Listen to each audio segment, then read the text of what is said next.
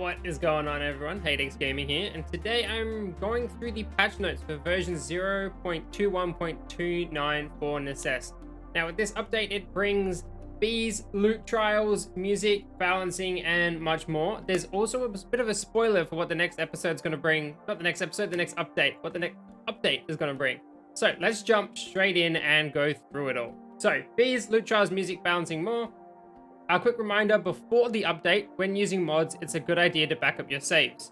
If you are experiencing problems, you can still switch to an older version of the game by going to your Steam library, right-clicking Necess, Properties, Betas, selecting the version that you want, and then close the window, and then you'll see it download the old version. Now, not all saves will be backwards compatible, so it is recommended to back them up first. So that being said, I started a brand new Let's Play, a modded Let's Play, so I'm going to have to put that on the back burner for now. So because of that, I'm going to start a brand new Let's Play. It's going to be brutal mode with very frequent raids, so I'm going to make it as tough as I can for myself and see if I can complete the game.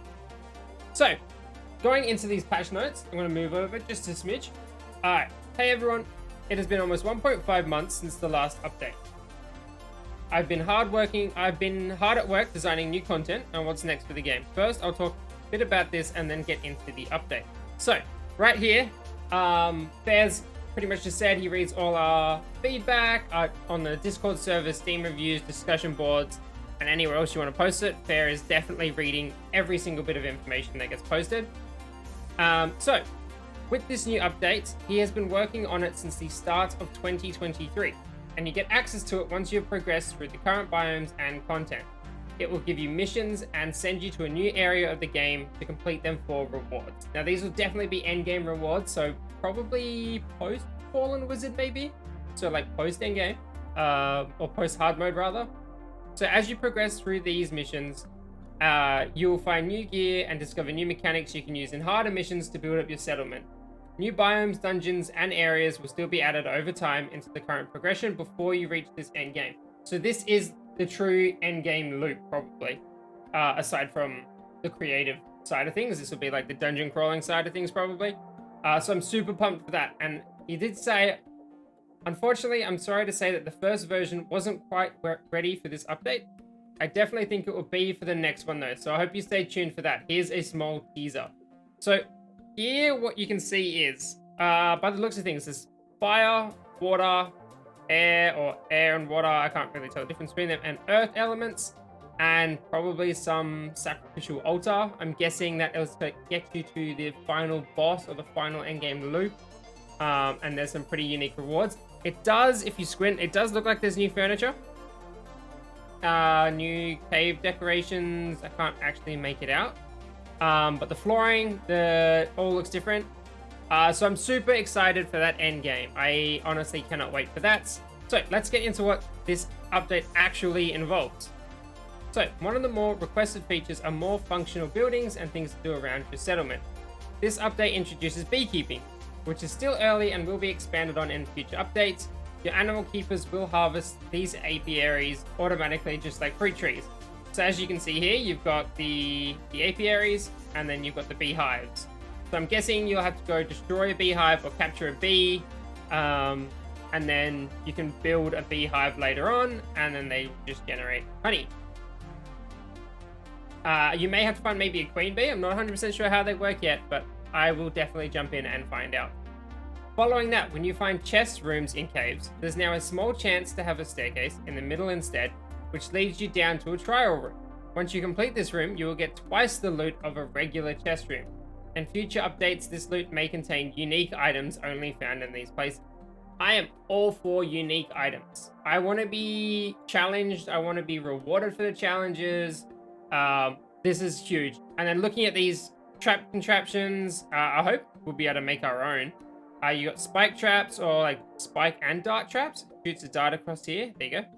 Or an arrow, and then these would be super useful for if we can build them into our own bases to stop raiders. I also started to work with the producer to make original music for the game. Now, if you guys are watching this, you're probably hearing that right now, so that's super useful. Not useful, but nice. I don't know if I prefer the old one or the new one. It'll take time.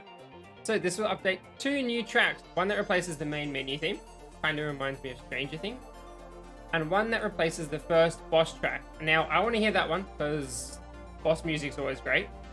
Alright, so I hope you like them. Some of the other features and changes in this update include tweaked cave links to be less overpowered, so instead of dropping like a ton of life quartz, it's going to drop a little bit less now. The ability to replace walls, floor, and furniture by placing them on each other. Now that is huge. In the screenshot that you can see here, if you had stone floors, you could just build over the top of the stone floors. I don't know if it destroys your old floors or if you get them back, but that's a huge, huge improvement, so you don't have to tear it all up, relay it down. And then goes for the walls as well, and furniture. I don't know about chests. It'll be interesting to see if they work with chests. If they, I'm going to try this after this update video, so there'll be a note here if it works or doesn't work. Added pipette hotkey for changing to the object tile you mouse over. So, say you hovered over the wood, you could press the pipette button, and it would pop that item into your inventory for you to use. Buff the damage of great bows. That is huge because they were actually really lacking. Like regular bows were doing more damage per second than great bows, and the great bows should be rewarded for better accuracy in hits, so they needed the buff. Made Sage and Crit fight harder with better AI and more health. That will be a boss I'd love to try out now. Rework the Settler Crowded debuff, so maybe you can have more Settlers, less Crowded debuff, or maybe it's based on space apart from each other now. Very vague, it doesn't say what though, but I might go through that in another video or even one of my playthroughs that I do. Added 3 new fun cosmetic sets, so you got the astronaut, the alien, and a froggy. And then bombs that destroy only tiles. So that's actually really cool. So you could throw a bomb in a room and it's only going to destroy the floor because the rest are all objects, not tiles. So if you wanted to, you could go into a room and just collect all just bomb it all out so you can relay new founding. That's actually really cool. Added some other smaller changes and fixes. You can read the full change log below, and that is exactly what I'm going to do. And Fair finally says, thank you all for playing and giving feedback, and that is exactly what I'm going to continue to do. Alright, so version 0.21.29 change log. Beehives and craft apiaries. We went through that. Added a net used to catch bees. So maybe you have to agitate the beehives and then catch the bees so you can make the apiaries. Added honey as a new food material. I want to know if maybe you can craft that into things now. Added apiary frames to speed up craft apiaries. Added ability to replace walls and furniture by placing them on top of each other. Frog costume from Settlement Quests. Alien costume from Settlement Quests. And the spacesuit from the Traveling Merchant. Okay. Added bombs that destroy only floor tiles. Pet hotkey. Oops, sorry. Chance for cave chests to spawn a staircase down to a trial room with 1 more loot chest. Alright, we went over that one. And new music for the main menu and info protector. Once again, that's what you're hearing now. Changes in miscellaneous. Cavelings will now try to find an alternative escape path if cornered. That was the only way I could kill them. I'd have to corner them, otherwise they're just too quick. Cavelings will now have more health and speed later in the game. So depending on the rarity of the caveling, if they've got like tungsten or life quartz, they're going to be like a lot faster and a lot harder to kill. Cavelings are now highlighted with the Spelunker buff. Cavelings will no longer disappear when close to the edge of the cave. Blocking a melee attack with a shield will now knock back the attacker. That is huge because I don't know how it works with bosses though. Because at the moment shields weren't great. You'd use a shield and they just walk past you and hit you anyway. Spawning on top of objects now no longer removes them. So if you were to like go down a ladder, land on top of a chest, the chest would explode and you'd gather everything instantly. I use that for my speedrun strategy, so now I'm going to actually have to just walk off the chest, loot it all, and then get back up the ladder. Not a big deal, but it's a nice quality of life thing. Increased damage of great bows, sage and grits. I do want to try that out badly. Connections are now session-based, allowing people to change Wi-Fi connections, cellular connections such as like 4G, 5G, while staying connected to servers. Magic stilts are now much brighter and more useful. That's awesome. I want to know what it means by more useful, or if it's just much brighter, which makes it more useful. I don't know, but we'll see. trying to put in an invalid item inside an enchantment scroll will now display an error message. Because before, you'd go to do it and it would do nothing. Mage Enchanting Happiness tip will now only display on player settlers. Okay. Sleeping in beds now automatically wake you up the next morning. Ah, interesting. I wonder if you can still lay in them to force it to go to nighttime faster. I actually don't know. I don't know if I'll be happy with that feature. Rework the settler crowded happiness to be more intuitive. So that way they're going to be eating better food. They're going to be a lot smarter. So they're going to be happier more often probably. Or if you're really treating them bad, then they will find that out and go on strike. Rebalance other settler happiness modifiers slightly. Reduce the chance of getting potions from settler quests. Increasing the odds for other items. Now that's huge.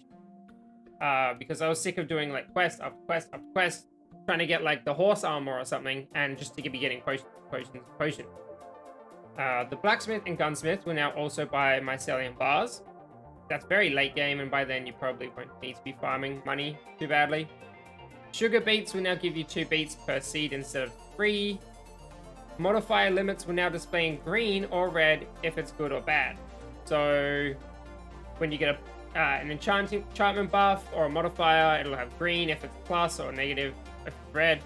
Other way around, red if it's negative. Controller support, chat log will now show if currently selected or typing a chat message. Your last aim direction will be remembered when attacking while standing still. Probably huge for a controller user. I've never tried it, but credits to those people. Modding. All registered mobs now have a static loot table you can add to. This is going to make modding amazing. People will be creating their own mobs. They'll be adding loot tables to make it more like a characterized RPG game rather than like a world explorer. There's going to be some really good mobs with that. Mods with that and mobs.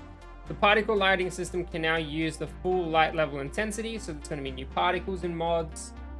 Native type chat command parameter handlers now accept null as default value. Skin and hair textures will now reload properly when changed, which is huge, because if you use the texture pack mod and you turn it off, the textures would still apply unless you deleted the texture cache. And then fixes. Cactus saplings never growing to full-size cacti. Fix traps and lava looking like they always crit when they don't. Fix some enemies not being able to pass through open doors. Fix settlers using frost staff firing in wrong direction. Fix some tooltips showing double in settler inventories. Fix spamming accept quests can sometimes look like you accepted it more than once. Fix some weird behavior in crafting stations when their output was full. I think this is what was causing the massive duplication glitches that some people have been seeing. Like they had like 300,000 like potion flasks or vials. Fixed a few weapons having either too low or too high enchantment costs. So I wonder what they were. Fixed some grammar mistakes in the official English text. Fixed logic gates sometimes not loading correctly. Fixed settlers not being able to use their current inventory for crafting recipes.